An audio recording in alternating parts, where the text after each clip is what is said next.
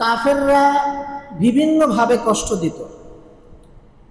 যখন রাসূলুল্লাহ সাল্লাল্লাহু আলাইহি ওয়াসাল্লামের সন্তান মারা যায়, কোনো বর্ণনায় আছে ওই সন্তানের নাম ছিল কাসেম, কোনো বর্ণনায় আছে তার নাম ছিল আব্দুল্লাহ, কোনো বর্ণনায় আছে তার নাম ছিল ইব্রাহিম। বিভিন্ন বর্ণনা পাওয়া যায়। এক কথায় নবীজির সন্তান যখন মারা গেল, যে সন্তানই হোক, যখন নবীজির সন্তান মারা গেল, তখন কাফির মুশরিকরা বড় খুশি হয়ে গেল। নবীজির বড় শত্রু আবু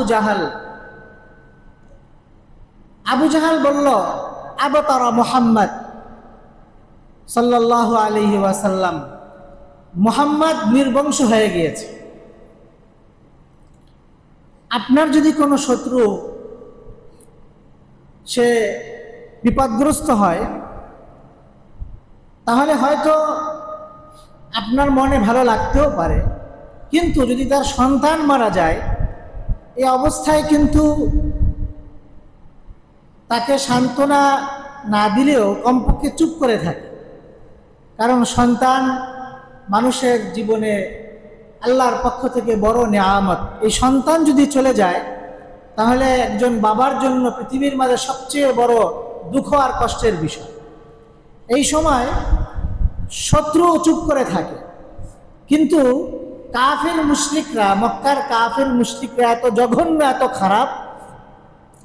আবু জাহেল দৌড়াইতে আরম্ভ করলো আর সকলকে বলতে আরম্ভ করলো, আবতারা মুহাম্মদ নির্বংশ হয়ে গেছে। অর্থাৎ সে বুঝাইতে চাইল, মুহাম্মদ যে আমাদের মাঝে একটা সমস্যা তৈরি করেছে, এই সমস্যা কোনো স্থায়ী সমস্যা না। কারণ তার পুত্র সন্তান মারা গেছে, তার আর কোনো বংশধর দুনিয়ায় থাকবে না। তার যেহেতু বংশধর দুনিয়ায় থাকবে না, সুতরাং সে মারা গেলেই আমাদের মুসিবত শেষ। এই জন্য সে কাফের মুশরিকদের মাঝে দৌড়ে বলতে আরম্ভ করলো, আবতারা মুহাম্মদ, অর্থাৎ মুহাম্মাদের সন্তান মারা গেছে, মুহাম্মদ চলে গেলে এই ঝামেলা থেকে আমরা মুক্ত হয়ে যাব। তো রাসূলুল্লাহ সাল্লাল্লাহু আলাইহি ওয়াসাল্লাম তাদের এই কার্যকলাপে অনেক কষ্ট পেলেন। রাসূলুল্লাহ সাল্লাল্লাহু আলাইহি ওয়াসাল্লামকে আল্লাহ তাআলা সান্ত্বনা দেওয়ার জন্য সূরাতুল কাউসার নাজিল করলেন। কাফির মুশরিকরা রাসূলুল্লাহ সাল্লাল্লাহু আলাইহি ওয়াসাল্লামকে নেগেটিভ কথা বলেছেন, নেতিবাচক কথা বলেছেন, কিন্তু মহান রব্বুল আলামিন রাসূলুল্লাহ সাল্লাল্লাহু আলাইহি ওয়াসাল্লামকে সান্ত্বনা দেওয়ার জন্য ইতিবাচক কথা বলেছেন, পজিটিভ কথা বলেছেন। আল্লাহ বলেছেন, ইন্না আতাইনাকাল কাউসার, নিশ্চয়ই আমি আপনাকে অনেক কল্যাণ দান করেছি, অনেক কল্যাণ। সেই কল্যাণগুলো কি? অনেক কল্যাণের কথা আমি এই গত 2 জুমায় আপনাদেরকে বলেছি। এই সপ্তাহে অল্প কিছু বলবো। তাফসিরের কিতাব সমূহের মধ্যে অনেক লম্বা তাফসির। আল্লাহ তাআলা ওনাদেরকে কোরআন নিয়ে ভাবার, কোরআন নিয়ে গবেষণা করার তৌফিক দান করেছিলেন। মুফাসসিরিন ইকরাম যারা ছিলেন, তাফসিরগুলো পড়লে আশ্চর্য লাগে যে ওনারা কোরআন নিয়ে কত ভাবতেন। তাফসিরে তবারির মাঝে রাওয়ায়াতের পরে রাওয়ায়াত, বর্ণনার পরে বর্ণনা, হাদিস আর হাদিস, হাদিস আর হাদিস, সে হাদিস নিয়ে বিভিন্ন রকম আলোচনা। এরপরে ফখরুদ্দিন রাজি রহমাতুল্লাহি আলাইহির তাফসির, তাফসিরে কবির, এর মধ্যে লম্বা লম্বা আলোচনা। সংক্ষিপ্ত আলোচনার মধ্যে বায়ানুল কোরআন, মাআরিফুল কোরআন, তাওজিহুল কোরআন, এই জাতীয় তাফসিরের মধ্যে সংক্ষিপ্ত আলোচনা আছে। মাঝারি ধরনের আলোচনা তাফসিরে মাঝহারির মধ্যে আছে। বিভিন্ন তাফসির। আমি তো কম জ্ঞানের অধিকারী। ওই মুফাসসিরিন ইকরাম যারা তাফসির লিখেছেন, তারা যদি আপনাদেরকে সূরা কাউসারের তাফসির শুনাইতেন, আল্লাহই ভালো জানে কত মাস লাগতো এই তাফসিরগুলো ওনাদের শুনাইতে। আমি মাত্র যা পড়েছি তাও সব কিছু বলা সম্ভব নয়। এই 3 সপ্তাহ যাবৎ বলতেছি। এই ছোট্ট একটা সূরা, সূরাতুল কাউসার, এক লাইন মাত্র, 3টি আয়াত বিশিষ্ট এই সূরা। রাসূলুল্লাহ সাল্লাল্লাহু আলাইহি ওয়াসাল্লামকে আল্লাহ তাআলা সান্ত্বনা দানের জন্য আল্লাহ বললেন, ইন্না আ'তাইনাকাল কাউসার, আমি আপনাকে অনেক কল্যাণ দিয়েছি। সেই কল্যাণগুলোর মধ্যে একটি কল্যাণ হইল আমি আপনাকে নবী বানিয়েছি। আর আপনি শুধু নবী নয়, আপনি হলেন সাইয়্যিদুল মুরসালিন, সকল নবীর শ্রেষ্ঠ নবী, সাইয়্যিদুল মুরসালিন, নবীগণের সর্দার, সকল নবীর শ্রেষ্ঠ নবী মুহাম্মদুর রাসূলুল্লাহ সাল্লাল্লাহু আলাইহি ওয়াসাল্লাম।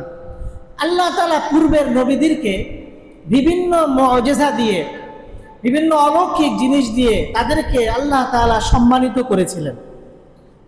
ওই সকল নবীদেরকে আল্লাহ তাআলা যে সকল মুআজিজা দান করেছিলেন, ওই সব মুআজিজার চেয়ে বড় বড় মুআজিজা আমার আপনার নবী মুহাম্মদুর রাসূলুল্লাহ সাল্লাল্লাহু আলাইহি ওয়াসাল্লামকে আল্লাহ তাআলা দান করেছেন। আমরা জানি হযরত নূহ আলাইহিস সালাতু ওয়াস সালামকে আল্লাহ তাআলা নৌকা তৈরি করার জন্য বলেছিলেন। কাফের মুশরিকদেরকে ধ্বংস করার জন্য আল্লাহ তাআলা বন্যা দিয়ে দিলেন, পুরা দুনিয়া প্লাবিত হয়ে গেল। হযরত নূহ আলাইহিস সালাতু ওয়াস সালাম এবং ওনার যারা অনুসারী তাদেরকে বাঁচানোর জন্য আল্লাহ তাআলা নূহ আলাইহিস সালাতু ওয়াস সালামের মাধ্যমে নৌকা তৈরি করালেন। উনি নৌকায় উঠলেন, প্লাবনের সকল কাফের দুনিয়া থেকে শেষ হয়ে গেল। হযরত নূহ আলাইহিস সালাতু ওয়াস সালাম এবং ওনার অনুসারী যারা আছে তারাই শুধু দুনিয়ায় জীবিত থাকলেন। তো নূহ আলাইহিস সালাতু ওয়াস সালামকে আল্লাহ তাআলা এই কঠিন তুফানের মাঝে ওনার নৌকাকে আল্লাহ তাআলা ভাসানোর মতো আল্লাহ তাআলা ওনাকে শক্তি দিয়েছিলেন। উনি এই তুফানের মধ্যেও নৌকার উপর ভেসেছিলেন। আর রাসূলুল্লাহ সাল্লাল্লাহু আলাইহি ওয়াসাল্লামকে আল্লাহ তাআলা পাথর ভাসানোর শক্তি দান করেছিলেন। রাসূলুল্লাহ সাল্লাল্লাহু আলাইহি ওয়াসাল্লাম একবার একটা জলাশয়ের কাছে, বড় একটা পানি, এখানে নবীজি সাল্লাল্লাহু আলাইহি ওয়াসাল্লাম দাঁড়ানো এবং ইকরামা ইবনে আবু জাহাল, আবু জাহালের ছেলে যার নাম হযরত ইকরামা রাদিয়াল্লাহু তাআলা আনহু, যিনি নবীজির সাহাবী ছিলেন, যিনি মুসলমান ছিলেন। আবু জাহালের সন্তান নাম হলো হযরত ইকরামা রাদিয়াল্লাহু তাআলা আনহু। উনি তখনও মুসলমান হননি। রাসূলুল্লাহ সাল্লাল্লাহু আলাইহি ওয়াসাল্লামকে ইকরামা বলল, আপনি যদি সত্য নবী হন তাহলে এই জলাশয়ের ওপারে ওখানে যে পাথর আছে, এই পাথরটা ওখান থেকে ভাসিয়ে এপারে আনেন তো, যেন পাথরটা ডুবে না যায়। রাসূলুল্লাহ সাল্লাল্লাহু আলাইহি ওয়াসাল্লাম পাথরের দিকে ইশারা করলেন, পাথরটা ছিটকে পড়ে, দৌড়াইতে দৌড়াইতে পানির ওপার দিয়ে নবীজি সাল্লাল্লাহু আলাইহি ওয়াসাল্লামের কাছে এসে হাজির হয়ে গেল। সুবহানাল্লাহ। শুধু হাজির হয়েছে তা নয়, বরং এসে রাসূলুল্লাহ সাল্লাল্লাহু আলাইহি ওয়াসাল্লাম যে সত্য নবী এই কথার সাক্ষ্য দিলেন। আশহাদু আন্নাকা রাসূলুল্লাহ, সাক্ষ্য দিলে যে আপনি সত্য নবী, আপনি আল্লাহর পক্ষ থেকে পাঠানো নবী।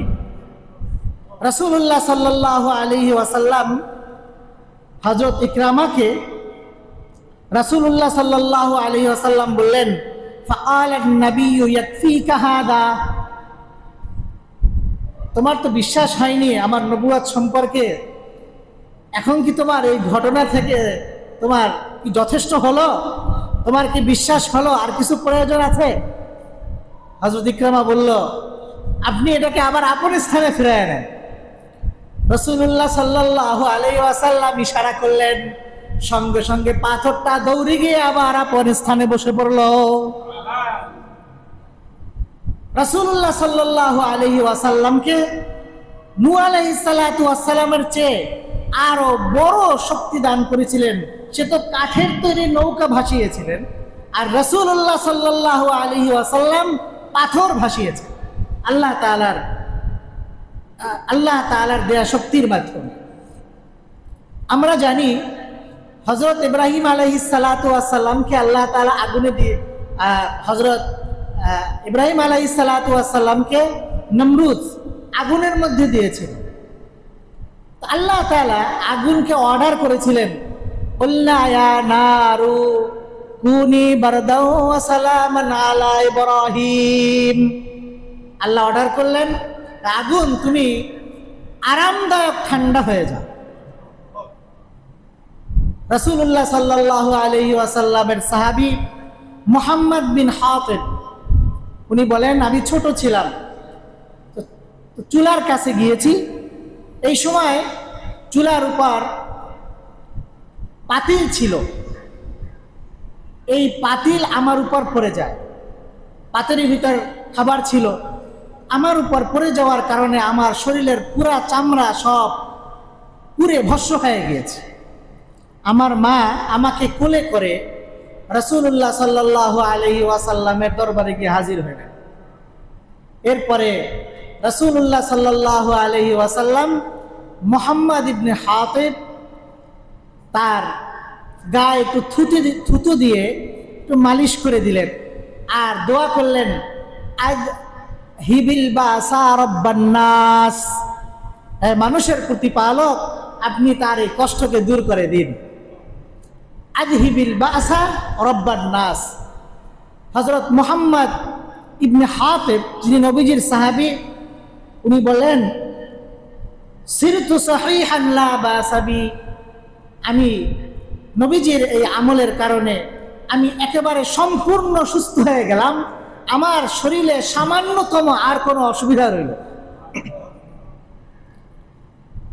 আমরা জানি হযরত মুসা আলাইহিস সালাতু ওয়াস সালামকে আল্লাহ তাআলা অনেকগুলো মুআজিজা দান করেছিলেন। মুসা আলাইহিস সালাতু ওয়াস সালামকে আল্লাহ একটা লাঠি দিয়েছিলেন। এই লাঠিটা আল্লাহ তাআলার আদেশে মুসা আলাইহিস সালাতু ওয়াস সালামকে আল্লাহ এমন দিয়ে শক্তি দিয়েছিলেন, মুসা আলাইহিস সালাতু ওয়াস সালাম এই লাঠি দিয়ে পাথরের উপর আঘাত করেছে। এই পাথর থেকে অনেকগুলো ঝর্ণা বের হয়ে গেছে। মুসা আলাইহিস সালাতু ওয়াস সালামের উম্মত ছিল বনি ইসরাইল, তো এদের পানির প্রয়োজন হইল। মুসা আলাইহিস সালাতু ওয়াস সালামকে তারা বলার পরে মুসা আলাইহিস সালাতু ওয়াস সালামকে আল্লাহ তাআলা বললেন, ফাকুল্লাদ্রিব বিআসাকাল হাজার ফানফাজারাত মিনহু 12 আইনা। আল্লাহ বলেন, আমি মুসাকে বললাম তুমি তোমার লাঠি দিয়ে পাথরের উপর আঘাত করো। মুসা আলাইহিস সালাতু ওয়াস সালাম আঘাত করলেন। ওখানে 12টা কওম ছিল তার উম্মতের মাঝে। এই 12 কওমের জন্য, 12 গোত্রের জন্য আল্লাহ তাআলা 12টা ঝর্ণা জারি করে দিলেন। এর চেয়েও বড় মুআজিজা রাসূলুল্লাহ সাল্লাল্লাহু আলাইহি ওয়াসাল্লামকে মহান রব্বুল আলামিন দান করেছিলেন। একবার রাসূলুল্লাহ সাল্লাল্লাহু আলাইহি ওয়াসাল্লাম সফরে, সাহাবাদের কাছে কোনো পানি নেই। নবীজির কাছে বললেন, ইয়া রাসূলুল্লাহ, আমাদের তো পানি শেষ হয়ে গিয়েছে, মরুভূমির মধ্যে কি পানি ছাড়া চলা যায়? কত কঠিন। মরুভূমিতে গেলেই আপনি বুঝবেন কি অবস্থা। শুষ্ক আবহাওয়া, প্রচন্ড গরম, পানি ফুরিয়ে গিয়েছে। রাসূলুল্লাহ সাল্লাল্লাহু আলাইহি ওয়াসাল্লামকে সাহাবা একরাম যখন বললেন, রাসূলুল্লাহ সাল্লাল্লাহু আলাইহি ওয়াসাল্লাম বললেন, আচ্ছা তোমাদের যার যার কাছে যতটুকু পানি আছে এটা একটা পাত্রে জমা করো। অল্প কিছু পানি ছিল, খাবার পরে সামান্য কিছু পানি, এই পানিগুলো একটা পাত্রের মধ্যে জমা করলেন। রাসূলুল্লাহ সাল্লাল্লাহু আলাইহি ওয়াসাল্লাম ওই পাত্রের মুখের উপর হাত দিলেন। এরপরে সাহাবা একরাম বলেন, যখন রাসূলুল্লাহ সাল্লাল্লাহু আলাইহি ওয়াসাল্লাম হাত দিলেন, ফাজআলাল মা ইয়ামবাউ মিন বাইনি আসাবিহি, যখন নবীজি হাত দিলেন এই আঙ্গুলের ফাঁক দিয়ে সির করে পাত্র ভর্তি হয় পানি বের হইতে আরম্ভ করল। আর সকল সাহাবা একরাম তাদের পাত্রগুলো ভরে নিলেন, তারা পান করলেন, ওযু করলেন, মাথায় দিলেন, আপন প্রয়োজনে ব্যবহার করলেন। মুসা আলাইহিস সালাতু ওয়াস সালাম লাঠি দিয়ে আঘাত করেছিল, পাথর থেকে পানি বের হয়েছে। আর নবীজির হাতের বরকতে আল্লাহ তাআলা তার আঙ্গুলের ফাঁক দিয়া পানির ঝর্ণা বের করে দিয়েছে। মুসা আলাইহিস সালাতু ওয়াস সালামকে আল্লাহ তাআলা মুআজিজা দিয়েছিলেন, বুগলের মধ্যে হাত দিয়ে হাত বের করলে ওনার হাত লাইট হয়ে যায়। আল্লাহ বলেন, আদখিল ইয়াদাকা ফি জাইবিকা তাখরুজ বাইদা মিন গায়রি সু, তুমি তোমার হাত বুগলের মধ্যে দাও, যখন বের করবে তো এটা কোনো ব্যাধি হবে না, ব্যাধি ছাড়াই তোমার হাতটা আলোকোজ্জ্বল হয়ে যাবে। অনেক সময় মানুষের শরীর সাদা হয়ে যায় না, একটা রোগ আছে মানুষের, তো তোমার এমন কোনো রোগ হবে না যে হাত সাদা হয়ে গিয়েছে, বরং তোমার হাত রোগ ছাড়াই লাইটের মতো আলোকোজ্জ্বল হয়ে যাবে। মুসা আলাইহিস সালাতু ওয়াস সালাম কাফেরদের সামনে গিয়ে, ফিরআউনের সামনে গিয়ে বগলের মধ্যে হাত দিয়ে যখন হাত বের করতেন, মুসা আলাইহিস সালাতু ওয়াস সালামের হাত সঙ্গে সঙ্গে লাইটের মতো আলোকোজ্জ্বল হয়ে যেত। রাসূলুল্লাহ সাল্লাল্লাহু আলাইহি ওয়াসাল্লামকে মুসা আলাইহিস সালাতু ওয়াস সালামের হাত আর কি লাইট, এই লাইটের চেয়ে বড় লাইট রাসূলুল্লাহ সাল্লাল্লাহু আলাইহি ওয়াসাল্লামকে আল্লাহ তাআলা দিয়েছেন, সেটা হলো এই যে লাইট, এই লাইট, এই যে একটা লাইট আল্লাহ তাআলা দিয়েছেন। কোরআন শরীফ রাসূলুল্লাহ সাল্লাল্লাহু আলাইহি ওয়াসাল্লাম এক লাইট, এমন এক আলো, এই কোরআন নাজিল হওয়ার পর থেকে নিয়ে অন্ধকার পৃথিবী আল্লাহ তাআলা আলোকিত করে দিয়েছে, এবং সেই আলো এখনো চলছে। এখনো মানুষের হৃদয়ের অন্ধকার, পৃথিবীর অন্ধকার গুলো আল্লাহ তাআলা এই কোরআনের আলো দিয়ে আল্লাহ তাআলা আলোকিত করে দিচ্ছেন। মহান রব্বুল আলামিন পবিত্র কোরআন শরীফের মধ্যে ইরশাদ করেন, মা কুনতা তাদরি মাল কিতাব ওয়ালাল ঈমান ওয়ালাকিন জাআলনাহু নূরান নাহদি বিহি মান নাশাউ মিন ইবাদিনা। আমি কোরআনকে আলো বানিয়ে দিয়েছি। মুসা আলাইহিস সালাতু ওয়াস সালামকে আল্লাহ যে আলো দিয়েছিলেন, সেই আলোর চেয়ে কোরআনের আলো বেশি না কম? মুসা আলাইহিস সালাতু ওয়াস সালামের হাতের আলো কি এখনো পৃথিবীতে আছে? আমরা কি দেখতে পাই? নবীজি চলে গিয়েছেন ১৫০০ বছর পূর্বে, এখনো কোরআনের আলো দিয়ে মানুষ আলোকিত হচ্ছে। রাসূলুল্লাহ সাল্লাল্লাহু আলাইহি ওয়াসাল্লামকে এরকম বড় বড় মুআজিজা দিয়েছিলেন। হযরত মুসা আলাইহিস সালাতু ওয়াস সালামের লাঠির কথা আমরা জানি। কাফেরদের সামনে গিয়ে, ফিরআউনের সামনে গিয়ে লাঠি ছেড়ে দিয়েছে, সাপ হয়ে গিয়েছে, লাঠি সাপ হয়েছে। রাসূলুল্লাহ সাল্লাল্লাহু আলাইহি ওয়াসাল্লামের সামনে একবার আবু জাহাল আসছে, নবীজিকে হত্যার উদ্দেশ্যে পাথর মেরে নবীজিকে মেরে ফেলবে।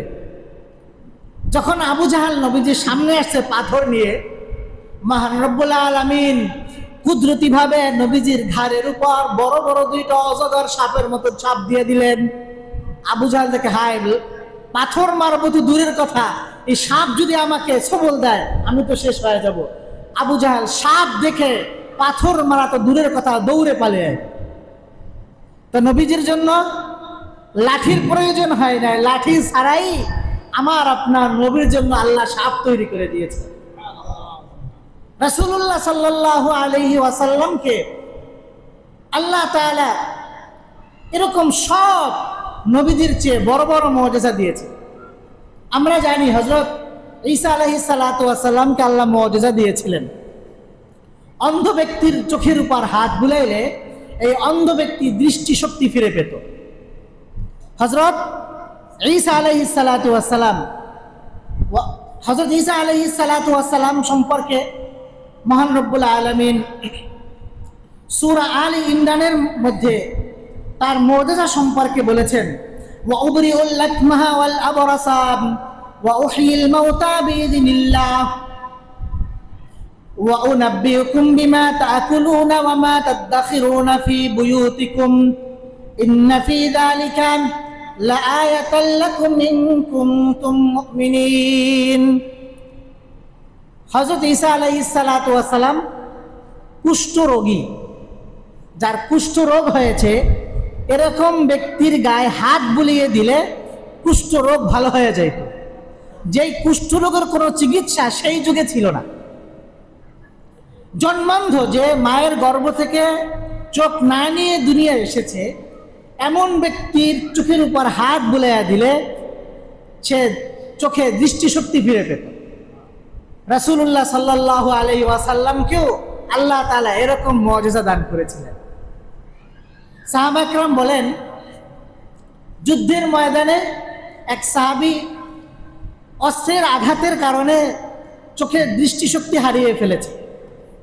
চোখে আঘাত, কাফেরদের পক্ষ থেকে আঘাত চোখের উপর। রাসূলুল্লাহ সাল্লাল্লাহু আলাইহি সাল্লামের কাছে গেলেন। রাসূলুল্লাহ সাল্লাল্লাহু আলাইহি সাল্লাম একটু চোখের উপর হাত বুলাইয়া দিলেন, সঙ্গে সঙ্গে ওই সাহাবীর চক্ষু আবার আগের মতো হয়। এক সাহাবী বলেন, আমি এক কাফেরকে হত্যা করার জন্য, যে ইহুদি ছিল, বুখারী শরীফের বর্ণনা, ওই কাফেরের কাছে গেলাম তাকে হত্যা করার জন্য। সে নবীজির ব্যাপারে কুচ্ছার অর্থ। আমি ওই কাফেরের কাছে গেলাম, যাওয়ার পরে অন্ধকারের মধ্যে তার বুকের উপর ছুরি চালাইয়া দিলাম, এমনকি এই তার বুক ভেদ করে পিঠ থেকে ছুরি বের হয়ে গেল। এরপর আমি দ্রুত ওখান থেকে চলে আসার জন্য অন্ধকারের মধ্যে যখন আসতেছিলাম, তা আমি পড়ে গিয়ে আমার পা ভেঙে যায়। তো নবীজির কাছে এসে বললাম, ইয়া রাসূলুল্লাহ, সত্য তো খতম করে দিছি, কিন্তু পা তো ভেঙে গেছে। রাসূলুল্লাহ সাল্লাল্লাহু আলাইহি ওয়াসাল্লাম ওই সাহাবীর পায়ের উপর একটু এরকম মুছি দিলেন। সাহাবী বলেন, আমার পা একেবারে আবার আগের মতো হয়। আমার পা যে ভেঙেছে এমন কোনো চিহ্নই নেই, সম্পূর্ণ পাটা ভালো হয়। রাসূলুল্লাহ সাল্লাল্লাহু আলাইহি ওয়াসাল্লামকে সর্বযুগের সর্বনবীর শ্রেষ্ঠ নবী হিসেবে আল্লাহ তাআলা তাকে সম্মানিত করে দুনিয়ায় পাঠিয়েছে।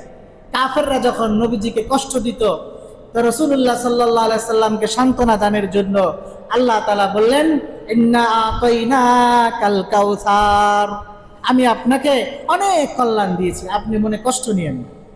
এখান থেকে আমরা কি শিক্ষা পাই? শিক্ষা পাই, আমাদের জীবনেও অনেক সময় বিভিন্ন রকম কষ্ট হয়, কষ্ট আসে। ঘরের মধ্যে স্ত্রী পরিজন অসুস্থ হয়, আমরা নিজেরা অসুস্থ হই, অনেক সময় শত্রুরা আমাদের উপর জুলুম নির্যাতন করে। এখান থেকে আমাদের শিক্ষা হইল, ওই সময় আমরা মনে করব আল্লাহর পক্ষ থেকে আমাদের উপর কি কি নেয়ামত আছে। আপনি হাতে ব্যথা পেয়েছেন, আপনার এই হাত তো ভালো আছে। আপনি হাতে ব্যথা পেয়েছেন, আপনার পা তো ভালো আছে। আপনার এক হাত ভেঙে গিয়েছে, আপনার আর এক হাত তো ভালো আছে। এভাবে আল্লাহ তাআলার অসংখ্য নিয়ামত আপনার আমার জীবনের মধ্যে আল্লাহ দিয়ে রেখেছে। আমাদেরকে আল্লাহ তাআলা শিখালেন যে যখন তোমরা বিপদগ্রস্ত হও, তখন তোমরা আমার ওই সকল নিয়ামতের কথা স্মরণ করো। এখান থেকে আমাদের এটা শিক্ষা। রাসূলুল্লাহ সাল্লাল্লাহু আলাইহি ওয়াসাল্লামকে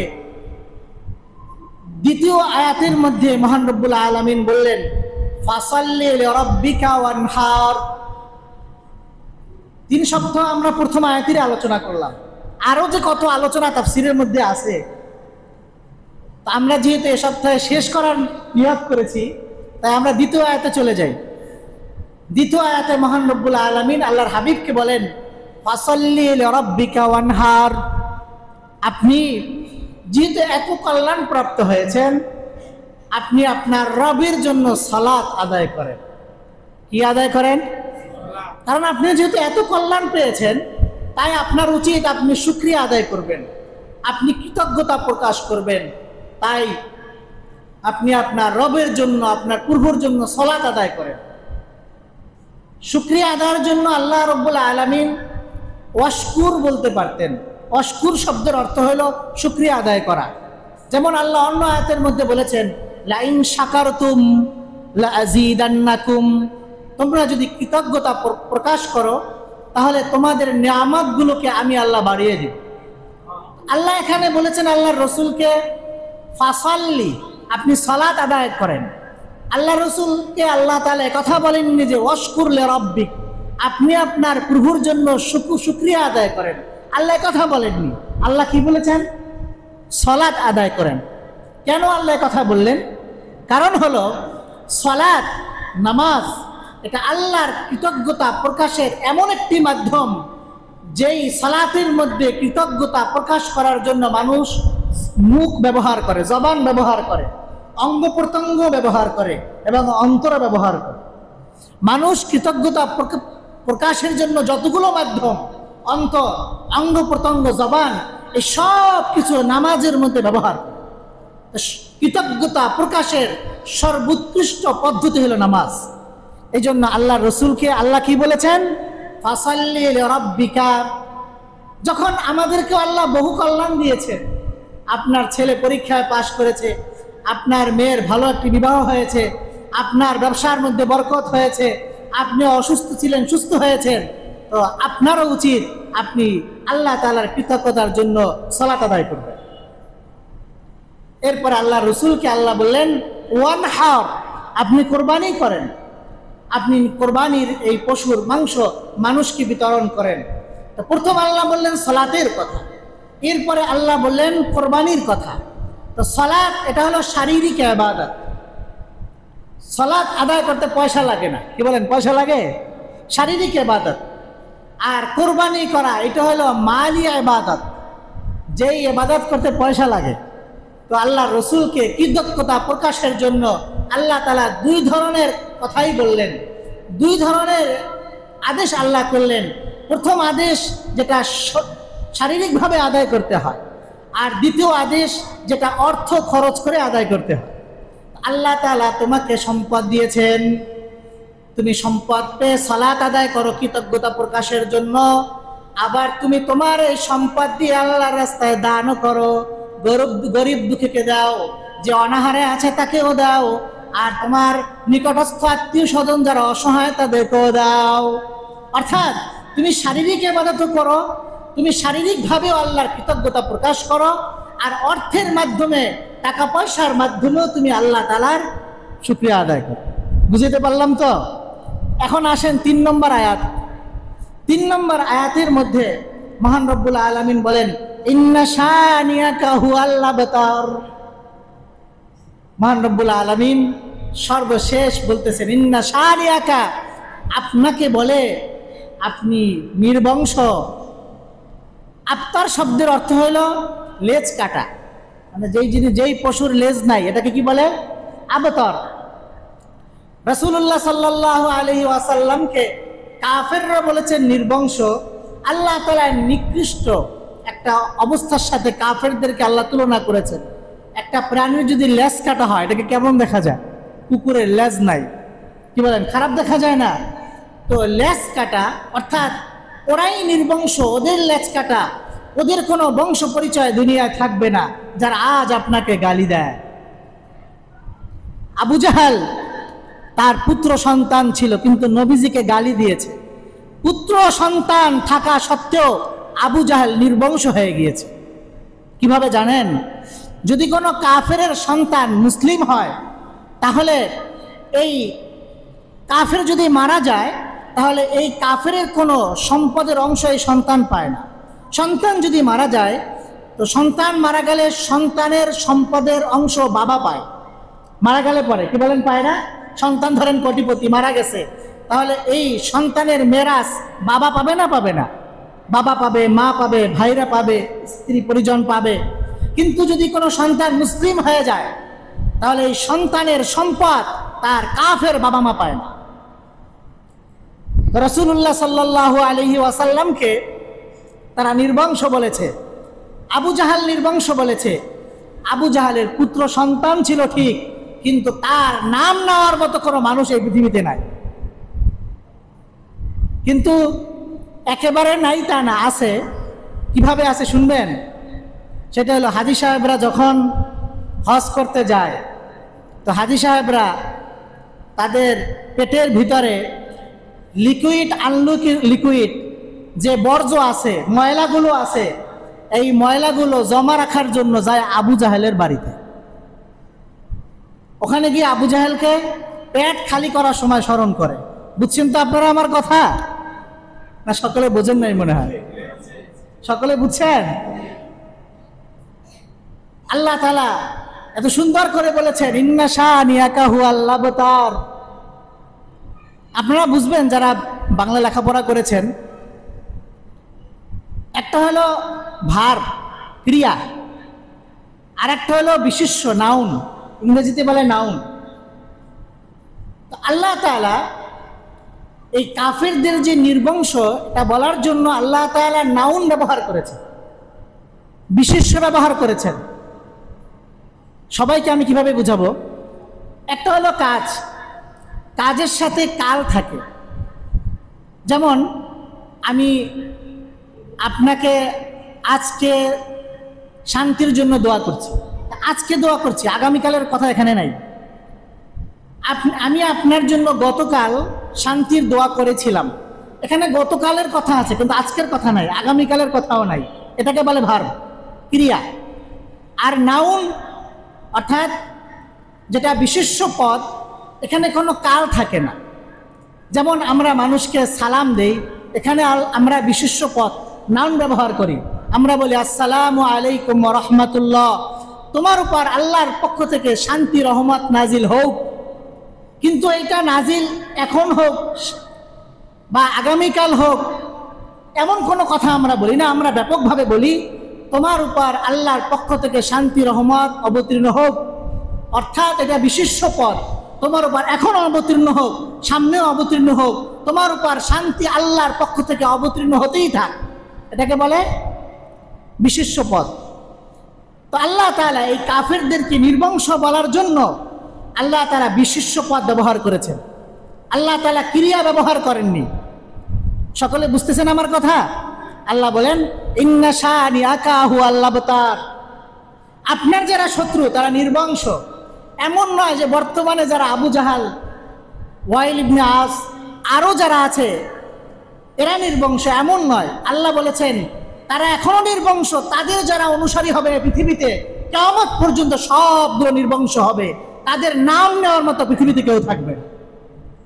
বর্তমানে আল্লাহর রসুলকে নিয়ে যারা কটাক্ষ করে, কি বলেন, কিছু পাপিষ্ট আছে না নাই? ভারতের মধ্যে বলেছে আই লাভ মোহাম্মদ, আপনারা হয়তো মোবাইলে দেখেছেন। তো তার সঙ্গে আরো কিছু মানুষ জেলখানায় ধরে নিয়ে গেছে। কি বন্ধ হয়েছে না আরো শতগুণে বেড়েছে? হাজার হাজার গুণে বেড়েছে। এখন শুধু ইন্ডিয়া রাস্তাঘাট সব জায়গায় শুধু আই লাভ মোহাম্মদ। আপনি যতবার বলবেন আল্লাহর কাছে আপনি প্রিয় হবেন, আপনার আখিরাতের মর্যাদা বুলন্দ হবে।